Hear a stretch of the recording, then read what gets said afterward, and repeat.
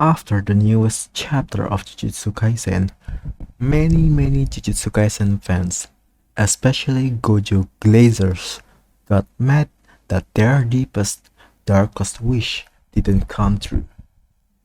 They were hoping for their boring character known only for his goofy and good looks to come back to life.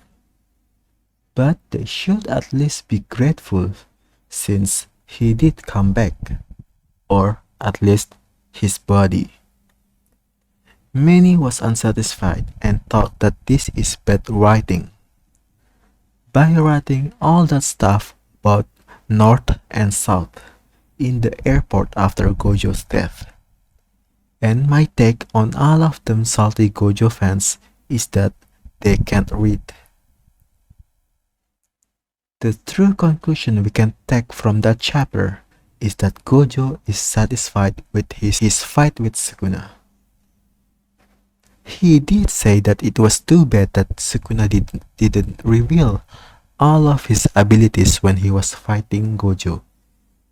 But at the end, Gojo said to Yaga that there are indeed some sorcerers that dies without any regrets, followed with Gojo, Geto, Nanami, Haibara, and Amanai wearing a content smiles.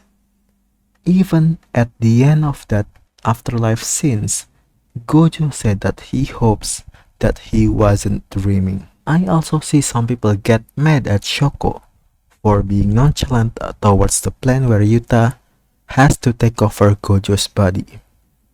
But I see this as Shoko trusting Gojo so much. She trusts Gojo will not lose. Another thing, people got mad that the Jujutsu tech used Gojo's body as a weapon even after his death. Even though Gojo himself gives consent to Yuta to use his body. But let's say if that when that fog cleared, it turns out to be the real Gojo Satoru. At the end of the day, that body is gonna be used to fight Sukuna. So this talk about seeing him as a weapon is so stupid. One last thing. I think the decision of getting rid of Gojo was correct. Listen and try to refute me, okay? At the beginning of the series, we got introduced to Gojo as the pinnacle of Jujutsu Society. In one of the chapters, Gojo said that he knows many of the young sorcerers got some potential to surpass him one day.